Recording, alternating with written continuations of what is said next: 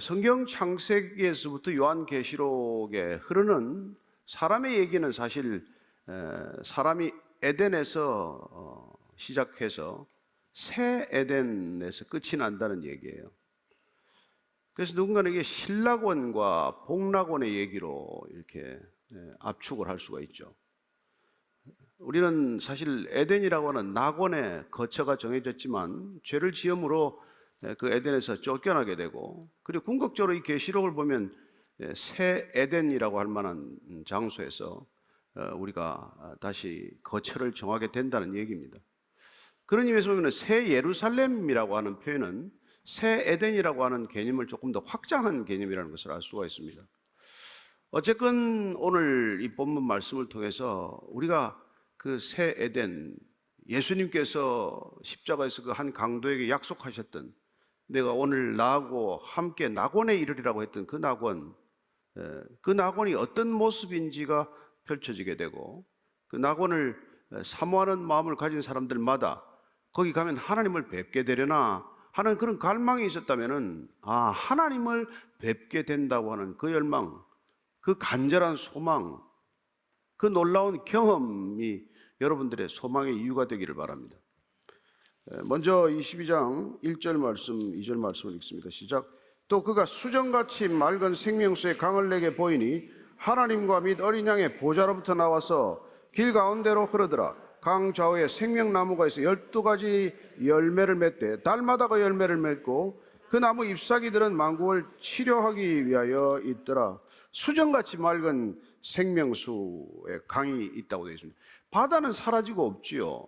바다는 악한 자들, 그리고 짐승, 사탄의 수하에 종노릇하는 자들의 거처였기 때문에 바다도 던져졌고, 그리고 또한 사탄도 다 던져졌습니다.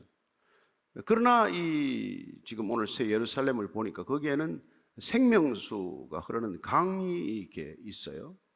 생명수라고 하는 것은 잘 아시다시피 성경에서 물은 회복을 뜻하기도 하고 생명, 그리고 성령을 뜻하기도 하죠. 그 생명수가 흘러내리는 발원지를 보니까 그 발원지가 하나님과 및 어린 양의 보좌로부터 흘러나온다고 되어 있습니다. 에스겔의 환상을 보면은 성전에서부터 그 생명수가 흘러나와서 회복을 해나가지만, 오늘 보니까 성전보다 더 구체적으로 하나님과 어린 양의 보좌, 두 분의 이름이 동시에 기록된 걸로 봐서는 동일한 그 보좌로부터, 그 거룩한 곳으로부터 생명이 흘러넘치는 것을 보게 됩니다. 길 가운데로 흐르고 좌우에는 생명나무가 있다고 되어 있죠. 근데 선악과 나무는 없어요. 여기 새 에덴에서는 생명나무는 있지만 선악과는 더 이상 있을 이유가 없죠. 그리고 에덴에서는 생명나무 열매가 먹는 게 금지되었어요. 죄를 짓고 나서 그건 더 이상 먹지 못하게 했지만, 여기 생명나무는 언제든지 12달 다양한 열매를 맺을 때 누구든지 먹을 수 있게 되어 있다고 되어 있습니다. 한 가지는 또 나무 잎사귀들은 만국을 치료하기 위하여 있더라. 거기도 무슨 병이 있어서 치료제가 필요한가? 거기도 무슨 아픈 사람들이 있나? 이런 생각이 얼핏 들지 모르겠는데, 그렇습니다. 그 열매나 잎사귀나 다 우리를 살아있게 하는 것, 우리에게 생명을 부여하는 것, 그런 것들의 소재라는 것을 밝혀주고 있습니다. 3절 4절이에요. 다시 저주가 없으며 하나님과 그 어린 양의 보좌가 그 가운데 있으리니 그의 종들이 그를 섬기며 그의 얼굴을 볼 터이요 그의 이름도 그들의 이마에 있으리라. 다시는 저주가 없다. 저주라는 말의 어원을 보면 재밌어요. 저주는 신이 금한 걸 재단 앞에 놓는 걸 이야기합니다. 그러니까 신이 거기 놓지 말라는 걸 거기 그 앞에 놓는 게 그게 저주의 그 어원이에요. 그러니까 저주받는다는 것은 하나님이 금한 걸 하다가 대신 그걸 받는 거죠. 벌을 받는 거죠. 재앙이 임하는 거죠. 그래서 예수님께서 우리 죄인들을 대신하여서 당신 자신을 화목 제물로 드렸다. 그 놓여서 안 되는 제물이 거기 있기 때문에 그 저주를 받으셨다 할 때 그 저주예요. 예수님께서 그 저주를 받으셨기 때문에 더 이상 여기 오는 사람들에게 저주가 있을 필요가 없다, 그 얘기를 하는 것이죠. 저와 여러분들이 하고 산 행동을 따지면 저주를 받아도 뭐 골 100번을 더 받아도 할 말이 없는 사람들이지만, 그러나 그분이 대신 제단의 화목 제물로 그분 자신을 드렸기 때문에, 그분이 저주를 받으셨기 때문에 우리는 저주를 받을 이유가 없다. 다시 저주가 없는 곳이라고 얘기하고 있는 것이죠. 그게 새 에덴의 놀라운 특징입니다. 얼마나 기쁜 곳이에요. 그리고 종들이 그를 섬긴다. 여기 종들이 섬긴다고 했지만 사실은 그 앞에 하나님의 보좌 앞에 나아가는 모든 사람들이 하나님의 다스림에 참여한다는 뜻이고, 하나님의 다스림에 동참하는 것, 하나님께서 우리에게 주어지는 거기에서도 주어지는 사명이 있을 것입니다. 그 주어지는 일들을 담당하는 자가 된다는 것이에요. 여러분, 천국 가면 그냥 아무 일이 없다고 생각하지 마십시오. 거기도 일이 많다는 얘기를 전해 듣고 있습니다. 거기도 바쁘대요. 불필요한 일은 아니지만 필요한 일들이 많이 있고, 그런 일들을 우리가 여기서 이 땅에서 해왔던 어떻게 보면 삶의 모든 흔적들이 거기서도 이어진다는 것을 뜻하는 얘기겠죠. 어쨌건 그를 섬기게 된다는 것. 근데 놀라운 건, 가장 반가운 소식은 낯도 코도 모르는 분을 위해서 섬기는 게 아니라 그의 얼굴을 보게 된다는 거예요. 그분의 존재를 확인하게 된다는 것입니다. 여러분, 출애굽기 3장 32장에 보면은 모세에게 하나님의 얼굴을 보지 못할 것이고 보는 자는 살자가 없을 거라고 되어 있어요. 그래서 모세도 기껏 하나님의 뒷모습을 보았다, 등을 보았다고 표현되어 있지 않습니까? 그런데 여기서는 하나님의 얼굴을 뵐 수 있다. 여러분, 여기서 웬만큼 좀 자리가 높다는 사람, 좀 유명한 사람 얼굴 보기가 쉽습니까? 이 땅에서도 얼굴 보기가 어려운데 하나님의 얼굴을 보는 기회가 주어졌다는 것입니다. 저는 이 말씀을 묵상하면서 그 얼굴을 뵙게 된다는 그 한 가지 사실만으로도 기대하고 그것을 사모하고 그것을 가기 위해서 이 땅의 시간들을 어떻게 보내야 될지에 대한 정리가 되는 그런 느낌을 받았어요. 뭘 그렇게 더 복잡하게 살게 있습니까? 그분 만나러 가는데, 고향에 돌아가는 이유가 아버지 만나러 가는 건데, 여기서 정신 팔고 말이죠. 소꿉장난 병정노름 해가 뭐 하겠다는 거예요. 그 아버지가 돌아와라 그러면 다 버리고 가야 되는데, 더 바라옵기는 그냥 저도 죽음을 보지 않고 들리워서 에녹처럼 가고 싶지만 그건 알아서 하실 것이고, 얼굴을 보게 된다는 거예요. 이름도 그들의 이마에 있다고 말합니다. 이름이 이마에 새겨져 있다는 거예요. 그러니까 여러분, 하나님께서 실수하는 법이 없어요. 이 땅에 사는 사람은 두 부류밖에 없습니다. 하나님의 인을 받거나 짐승의 표를 받거나 그밖에 더 있습니까?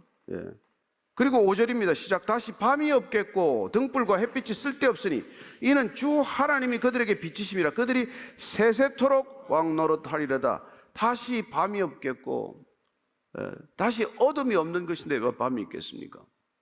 어둠이, 죽음이, 사망이, 사탄이, 그 모든 것들이 다 불못에 던져졌는데 밤이 없는 거예요. 여러분, 밤이 없어서 섭섭합니까? 이 지구에도 극지방으로 가면은 특정한 시기에, 주로 그쪽 여름철이죠, 가면은 백야가라는 시간이 있어요. 그러면 우리로 치면 여기서 지금 12월, 1월, 2월이 여기는 한겨울이지만은 남극으로 가면은 한 여름이 돼요. 그러면은 해가 안 집니다. 극지방 남이 한 60, 70도 내려가면은, 그러면 해가 수평선으로 내려가다 바로 올라와요. 하루 종일 이렇게 해가 비치는 걸 보게 됩니다. 이제 그런 게 연상이 되는 거죠. 거기는 해가 지는 일이 없다. 그런 백야와도 마찬가지다.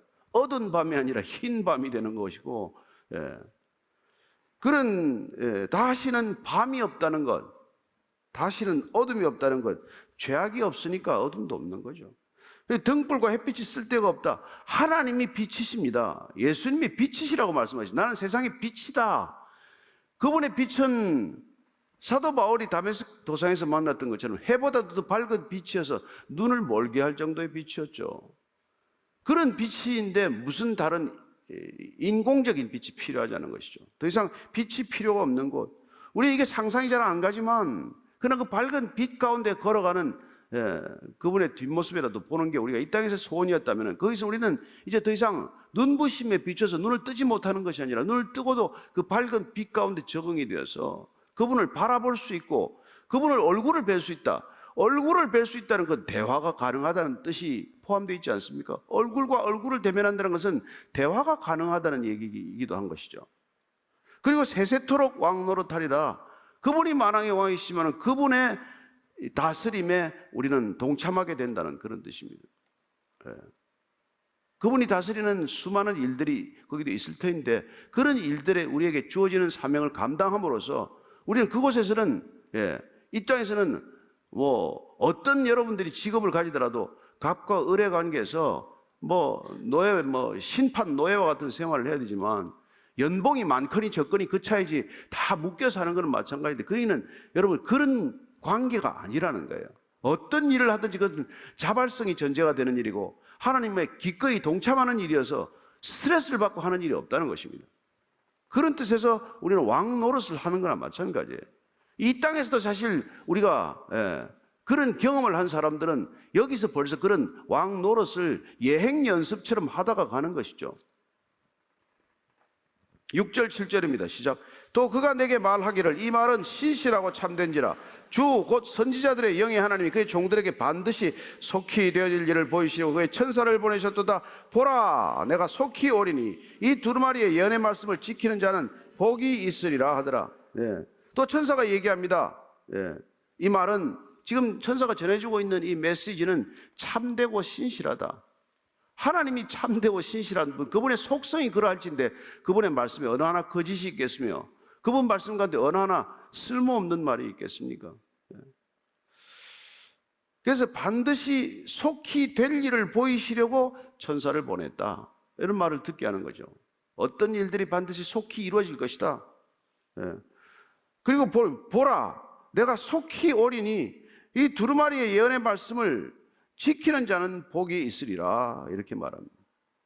근데 이 속히 때문에 시험 든 사람이 많아요. 아니 속히라고 하더니 지금 2024년인데 아직도 안 오시는데 언제 온다고 속히 하냐. 하나님께서는 여러분 곧 속히 하지만은 한 사람이라도 구원받을 사람이 더 있으면, 이마에 인을 받아야 될 사람이 있으면 시간을 지체한단 말이에요. 그러나 반드시 온다는 쪽에 무게가 더 있는 표현이라는 거예요. 내가 반드시 온다라는 걸 속히 온다. 우리는 그런 긴박감을 가지고 신앙생활을 하지 않으면 이 말씀의 중요성을 우리는 쉽게 놓쳐버리기 때문에 그런 표현을 쓰시는 것이죠. 8절 9절 읽겠습니다. 시작.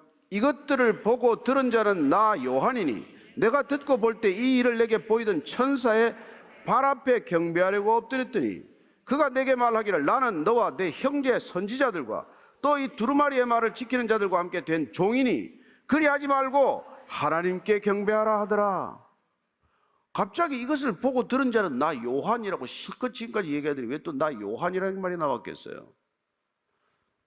여러분 이 시대만 하더라도 이 기록한 자가 누군지를 밝히는 게 대단히 중요한 것이고 익명성의 시대가 아니란 말이에요. 오늘날 우리는 누가 무슨 말을 했는지도 출처를 밝히기가 어려운 익명성의 시대에 살아가고 있어요. 근데 익명성의 시대는 결국 좋은 시대가 아닙니다. 하나님은 우리를 익명으로 다루지 않아요.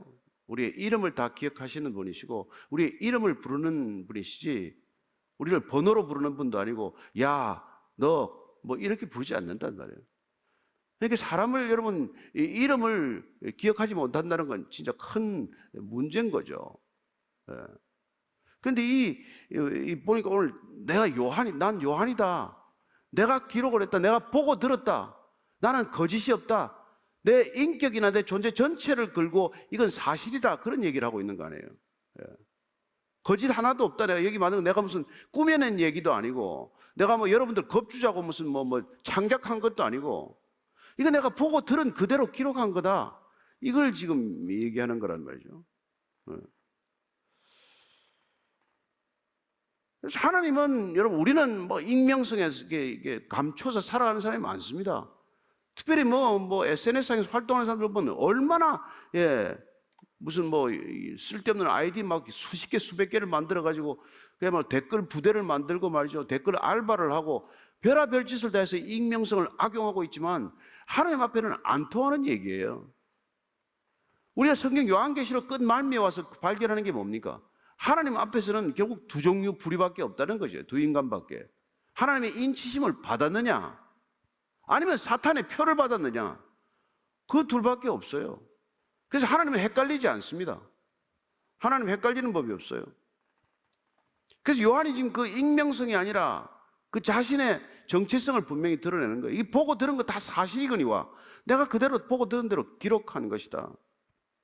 근데 오늘 중요한 게 있어요. 중요한 게 이제 뭔가 하니까 너와 이제 지금 천사한테 지금 이게 요한이 또 절을 하려고 경배를 하려고 했어요. 앞에 19장에서 한번 하다가 이게 제지를 당했거든요. 근데 똑같은 실수를 또 요한이 합니다. 그러니까 요한도 우리 같은 성정이 같은 사람이죠. 놀랐더니 그렇게 막 천사한테 또 경배를 하려니까 야, 그렇게 하지 말아라. 너와 내 형제 선지자들과 이 말씀 지키는 자들은 다 종이다.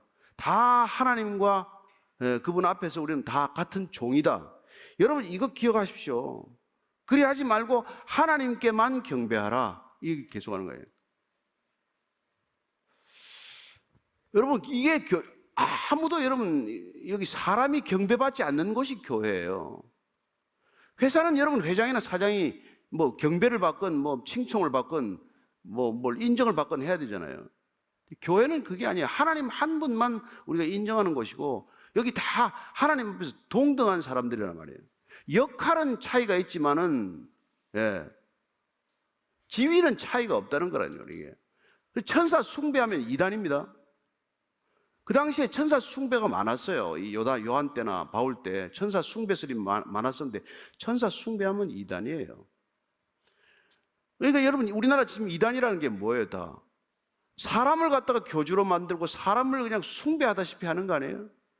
그 사람 말이 뭐 오류가 없는 사람처럼 무결점인 사람처럼 그렇게 우리가 숭배하는 그런 종교 시스템을 만들어 놓은 걸 우리가 이단이라고 그러지 않아요? 그러지 말라는 거예요. 다 하나님께만 경배하라. 예. 다 종이다. 예. 하나님 앞에서 누구든지 다 종이다. 천사가 지금 이렇게 얘기하는 거예요. 천사가 더 높지 않습니다.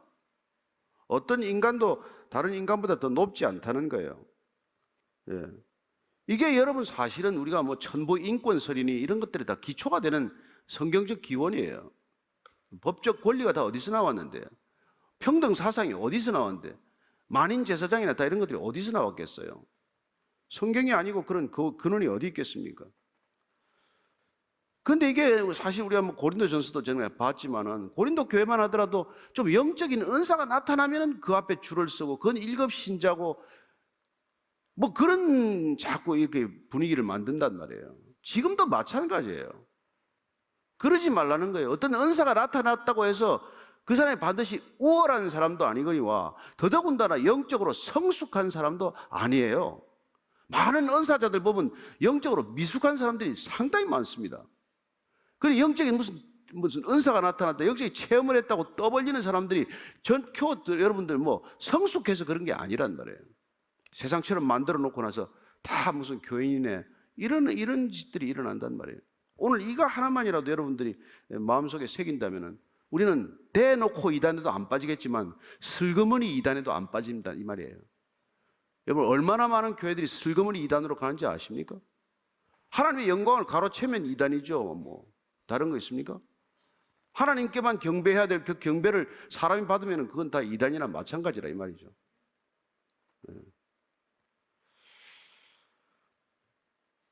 자, 10절 말씀 같이 읽습니다. 시작. 또 내게 말하되 이 두루마리의 예언의 말씀을 인봉하지 말라. 때가 가까우니라. 때가 가깝기 때문에 더 이상 이 말씀을 숨기지 말라는 거예요. 때로는 하나님께서 말씀을 감추라고도 해요. 그거 알아봐야 도움이 안 되는 시점이 있습니다. 예레미야, 뭐 다니엘, 이사야 이런 분들에게 다 말씀을 봉하라, 말씀을 간직하라, 봉함하라 그랬습니다. 그리고 여기서도 보면은 앞서 보면은 말씀을 봉인해라 그런 말이 있었어요. 바다 적지 마라. 그러니까 우리가 하나님께서는 우리에게 다 보여주지 않는다는 것, 이게 억울할 것도 없고 얼마나 다행인지 몰라요. 다 보면 못 살 일이 한두 개가 아닐 겁니다. 그러나 또 때를 따라서는 이렇게 다 드러내라, 계시를 전해주시고 다 또 밝혀라, 전하라, 전파하라 이런 부분이 있단 말이에요. 그러니까 하나님이 계시하는 것 가운데 전하라 하면은 우리가 그 가감 없이 전해야 하는 것이고, 봉함하라 아니면 그건 전하지 말아라 그러면 그건 침묵해야 하는 거란 말이죠. 그래서 하나님의 계시는 보여주는 것도 있고 감춰져야 하는 것도 있다는 것을 알게 됩니다. 예. 우리가 어른들이 되면 애들 앞에서 다 밝힙니까? 어른들의 삶을 낱낱이 다 드러냅니까? 아니에요. 아이들한테 보여줘야 될 삶의 모습도 있고 또 조금 이렇게 감춰져 있어야 할 그런 삶의 모습도 있다는 것을 우리는 잘 알지 않습니까? 예. 그래서 이 인봉하지 말라 그런 얘기를 하는 것이죠. 베드로후서 3장 16절 17절을 읽겠습니다. 시작. 또 그 모든 편지에도 이런 일에 관하여 말하였을 때 그 중에 알기 어려운 것이 들어있으니 무식한 자들과 굳세지 못한 자들이 다른 성경과 같이 그것도 억지로 풀다가 스스로 멸망에 이르느니라. 그러므로 사랑하는 자들아 너희가 이것을 미리 알았은즉 무법한 자들의 미혹에 이끌려 너희가 굳센 데서 떨어질까 삼가라. 이거 이단 경계령이에요. 성경을 억지로 푸는 것들, 여러분 이 계시록에 얼마나 많은 상징적 숫자와 의미가 있습니까? 다 낱낱이 이렇게 밝혀놓지 않았단 말이에요. 그래서 성경이 밝힌 것까지만 전하면 돼요. 밝히지 않은 것은 전하지 말라고. 그건 몰라도 되는 거니까, 알아도 별로 유익이 없으니까, 아니 심지어 알면 해로운 일이 있으니까 하나님께서 알리지 않는 것도 있을 수 있단 말이에요. 그런데 이단의 특징은 뭡니까? 전하라는 거는 잘 안 전해요. 전하지 말라는 건 자기만 알았다고 떠벌려요. 그래서 거기 무슨 계시록 특강이 많고 계시록 무슨 이 뭐 집회가 많고 계시록 부흥회가 그렇게 많아요. 자기는 다 비밀을 알았대. 예. 나중에 보면 또 파리채 나오는 거, 돈 걷는 거밖에는 뭐 더 있어요? 당신들 다 가져갈 거 없으니까 여기 다 내놓으라 그래요. 자기 발 앞에 내려놓으래요. 제발 좀. 그래서 이걸 여러분들 성경이 주어진 이유가 뭐겠어요? 그렇게 사람들이 억지로 푸는 걸 경계하기 때문에 그런 일들이 말세 흔히 일어날 것이기 때문에 우리 각자에게 성경이 주어진 줄로 믿습니다. 우리 각자에게 성령이 오신 줄로 믿습니다. 성경과 성령이면 충분하게 하셨습니다. 성령께서 깨닫게 하시는 만큼 깨달으면 되고. 예. 자, 11절입니다. 시작. 불의를 행하는 자는 그대로 불의를 행하고 더러운 자는 그대로 더럽고 의로운 자는 그대로 의를 행하고 거룩한 자는 그대로 거룩하게 하라. 이걸 자칫 잘못 읽으면 조금 뜻이 좀 모호해져요. 아니 그러면 뭐 더 이상 전도하지 말고 뭐 복음도 전하지 말고 증언하지 말라는 건가? 저 사람 그냥 멸망의 길로 가도록 내버려 두라는 것까? 이렇게 이해가 될 수가 있는데 중요한 건 뭐예요? 이런 더 이상 사람들에게 얘기할 수 없는 때가 온다는 거예요. 마지막이 오게 돼 있다는 거예요. 그런 시간이 오면은 우리가 더 이상 손쓸 시간이 없는 것이죠. 우리 자신이나마나 건사해야 될 때가 있다는 것입니다. 소돔과 고모라가 멸망할 때 그냥 뒤를 두고 나와야 돼요. 두 사위에 안 따라 나왔습니다. 롯의 아내는 뒤를 돌아보다가 소금기둥 되었습니다. 그냥 그대로 내버려 두라는 거예요. 그런 때가 온다는 것입니다. 그때 되면은 여러분 뭐 부모라고 자식 같이 가는 것도 아니고 부부라고 함께 가는 것도 아니고 친구라고 같이 가는 것도 아니에요. 한 사람은 뭐 지붕 위에 올라가 있고 한 사람 땅에 있다 뭐 그런 표현을 쓰지만 맷돌 갈다가 데려가는 사람도 있고 버려두는 사람도 있을 것이라고 그런 말씀하셨지만은 이런 때가 온다는 거예요. 예. 사도 바울은 이런 마지막을 보고 와서도 입을 닫았습니다. 사도 바울이 삼청천을 갔다 왔지만은 그 말은 입을 닫았어요. 그 얘기가 우리가 나중에 보면은 고린도후서 12장 4절 말씀인데 한 번 더 읽고 가겠습니다. 시작. 말로 표현할 수 없는 말을 들었으나 사람이 가히 이르지 못할 말이다. 그가 낙원으로 끌려갔다. 제 3인칭을 써요. 본인이 갔다 왔다는 얘기도 안 해요. 자기를 객관화시켜서 누군가 봤다 왔는데 말로 표현할 수 없는 말을 들었지만은 자기는 그 말을 이르지 않겠다. 침묵한다는 거라는 거예요.